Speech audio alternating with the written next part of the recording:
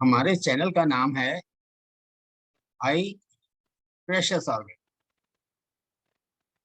आंखें बहुत प्रेशियस हैं, बहुत कीमती हैं। और आदमी हैरान रह जाता है कि भगवान ने किस तरह से ये आईज को बनाया है। अगर आप आंख के बारे में जानना चाहें तो देखिए, आंख सिर्फ 1 इंच की आंख है। इस 1 इंच के अंदर क्या कुछ रखा हुआ है और क्या क्या कुछ हो रहा है, देख करके बहुत हैरानी होती है। देखिए, एक तो ये काला हिस्सा दिख रहा है, उसको कॉर्निया कहते हैं, ट्रांसपेरेंट है, यहाँ से किरणें अंदर जाती है। इसके पीछे एक लेंस लगा हुआ है जो कि उसको फोकस करता है और पीछे पर्दे पे फोटो बनती है। वो फोटो ब्रेन के पास जाती है, ब्रेन उसको इंटरप्रेट करता है, बताता है कि ये चीज है जो कुछ देख रहे हैं आप, ये वो चीज। लेंस इतना पावरफुल है कि उसको फोकस करने की जरूरत नहीं। आप लोगों को देखते हैं, बड़े बड़े कैमरे लेकर जा रहे होते हैं, कभी कुछ फोकस कर रहे हैं, कभी कुछ फोकस कर रहे हैं। यहाँ कोई फोकस की जरूरत नहीं है। आप हैरान होंगे कि आंख की जो रेंज ऑफ पावर है, कहाँ से कहाँ तक देख सकता है। पावर पॉइंट इसका इन्फिनिटी है, इन्फिनिटी तक देख सकता है। और नजदीक का पॉइंट 25 सेंटीमीटर का है। तो रेंज ऑफ फोकस कितना हो गया, इन्फिनिटी से 25 सेंटीमीटर। कोई इसको फोकसिंग की या किसी किस्म अपने आप ही फोकस चेंज करता है, अपने आप ही सब कुछ करता है। तो आप देखिए कि किस तरह की कमाल की चीज बनाई गई है। यहाँ तक निगाह का ताल्लुक है। निगाह आपने देखा होगा कि हम दो तरह से टेस्ट कर रहे होते हैं। एक तो दूर का चार्ट, आपने स्नेलन चार्ट देखे होंगे हॉस्पिटल्स में या ऑप्टिशियंस के पास। उसमें हम पढ़ा करके देख लेते हैं कि भाई, अगर सारा पढ़ लेते हो तो विजन आपकी 6/6 है या 20/20 है। 6/6 का मतलब यह है कि you are sitting at a distance of 6 metres and you are reading what you should read at 6 metres. That means perfect vision है। इसी तरह हम नजदीक के लिए कुछ चार्ट पकड़ा देते हैं, जो किताब के रूप में होता है, उसको पढ़ते हैं। अगर वो पढ़ सकते हैं, फाइन वाला पढ़ लिया, तब हम आपको कहते हैं कि ये विजन ठीक है, 9/6 है, तो बिल्कुल ठीक है।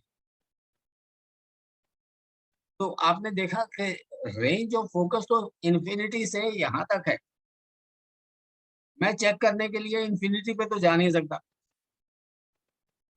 तो हमने अपने स्टैंडर्ड्स बना रखे हैं कि भाई आप 6 मीटर का डिस्टेंस रख लीजिए कि 6 मीटर पे अगर ये लाइन पढ़ लेता है तो ये इसकी विजन ठीक है। अगर ये सबसे ऊपर का ही लफ्ज पढ़ पाता है, तब विजन 6/60 है। That means he is reading at 6 metres what he should read at 60 metres. आप समझ गए? तो इस तरह से विजन का मेजरमेंट होता है। ये सब चीजें इसलिए मैं खास बता रहा हूँ क्योंकि आज का टॉपिक जो हमारा खास था, वो रिफ्रैक्टिव एरर्स के ऊपर था। कल मैंने आपको कहा था कि कल हम बात करेंगे रिफ्रैक्टिव एरर्स की। और रिफ्रैक्टिव एरर्स क्या-क्या हैं? 3-4 तरह की रिफ्रैक्टिव एरर्स हैं। एक तो कहलाता है मायोपिया, दूसरा है हाइपरमेट्रोपिया, तीसरा एस्टिग्मेटिज्म और चौथा प्रेसबायोपिया। मायोपिया में क्या होता है कि नियर साइटेडनेस है, नजदीकी चीज तो दिख जाती है। कई टाइम आप देखते होंगे कि बच्चों की जिनकी निगाह बहुत कमजोर है, वो यहाँ से नजदीक से पढ़ रहे होते हैं, दूर का नहीं दिखाई देता। तो ये मायोपिया है। और मायोपिया में आई का साइज थोड़ा सा बड़ा होता है। आई बॉल का साइज बड़ा होने की वजह से जो फोटो बन रही है वो पर्दे से आगे बन रही है। और हम माइनस लेंस लगा करके, चश्मे में माइनस शीशा लगा करके उस रेज को पर्दे तक पहुंचाने की कोशिश करते हैं। ये है मायोपिया। दूसरा जो है वो हाइपरमेट्रोपिया अपन कहते हैं। वो है फार साइटेडनेस। यहाँ पे आई बॉल जो है वो छोटा है। फोटो कहाँ जा रही है? पर्दे के पीछे जा रही है। तो हमको प्लस लेंस लगा के, कॉन्वेक्स लेंस लगा करके रेज को फोकस करते हैं ताकि वो पर्दे पे फोटो बने और अब क्लियर दिखाई दे सके। तीसरा जो टाइप ऑफ रिफ्लेक्शन है, रिफ्लेक्टिव एरर है, वो है एस्टिग्मेटिज्म। आपको मैंने बताया कि कॉर्निया है और इसके पीछे लेंस है। इनमें कभी-कभी थोड़ी-सी इर्रेगुलरिटी आ जाती है, कर्व में इर्रेगुलरिटी आ जाती है, या कॉर्निया में मान लो कभी ज़ख्म हो गया हो, उसकी वजह से इसमें स्कार बन गया और ये इसका रिफ्लेक्शन थोड़ा-सा टेढ़ा हो गया, तो ये एस्टिग्मेटिज़्म कर देते हैं। जो सिंपल मायोपिया और हाइपरमेट्रोपिया है, उसमें तो हम कहते हैं कि plus so many spherical glass, plus 2 या -2 स्फेरिकल। यहाँ हम कहते हैं कि प्लस 0.5 या plus 1 cylindrical axis so and so. तो इस तरह से हम चश्मे का नंबर निकाल करके, ऑप्टिशियन या कोई आई स्पेशलिस्ट निकाल करके चश्मा लगाएँगे तो ठीक रहेगा, बिल्कुल ठीक रहेगा, कोई दिक्कत नहीं। तो इस तरीके से ये different types of refractive errors हैं। एक दफ़ा और देख लें, मायोपिया है, हाइपरमेट्रोपिया है, एस्टिग्मेटिज़्म है। एक और है जो प्रेसबायोपिया कहलाता है। 40 की एज के बाद हर किसी को, जैसे मैंने कहा कि बचपन में या नियर पॉइंट शुरू में यहाँ तक है 25 सेंटीमीटर तक, आप यहाँ तक पढ़ सकेंगे। लेकिन जो एज आगे बढ़ती है और ख़ास करके हम 40 से आगे निकलते हैं, तो आँख का फ़ोकस रिसीड कर जाता है, पीछे निकल गया। हम उस फ़ोकस को थोड़ा-सा आगे ले आते हैं ताकि जो नॉर्मल रीडिंग डिस्टेंस है, हमारे स्टैंडर्ड्स हैं कि 40 या 41, 42 के करीब प्लस 0.75 लग जाना चाहिए। 44, 45 के करीब सवा नंबर, डेढ़ नंबर के करीब लग जाना चाहिए प्लस। 48 के करीब आकर के 2, सवा 2 के करीब रीडिंग क्लास बन जाना चाहिए। इनसे ज़्यादा अगर नंबर की ज़रूरत पड़ती है, तब हमको एक्सप्लेन करना पड़ता है कि ये ऐसा क्यों हुआ? कोई आँख के अंदर की प्रॉब्लम है या कोई दूर का नंबर बन रहा है, जिसकी वजह से ये डिफरेंस आ रहा है। तो प्रेसबायोपिया तो लगाना ज़रूरी है। कल मैंने आप सबसे रिक्वेस्ट की थी कि आप कमेंट बॉक्स में कोई जो भी सवाल पूछना चाहें, वो ज़रूर पूछें, और बहुत अच्छा लगा कि हेमा तिवारी ने मेरे हमसे यही सवाल पूछा कि हमने 45 साल के बाद नज़दीक का चश्मा लगाने लगे हैं, तो क्या इसको भी हटाया जा सकता है? ना, इसको नहीं हटाया जा सकता। तो ये तो जब भी आपने पढ़ना है तभी लगाना है, हर टाइम तो आपने लगाना नहीं है।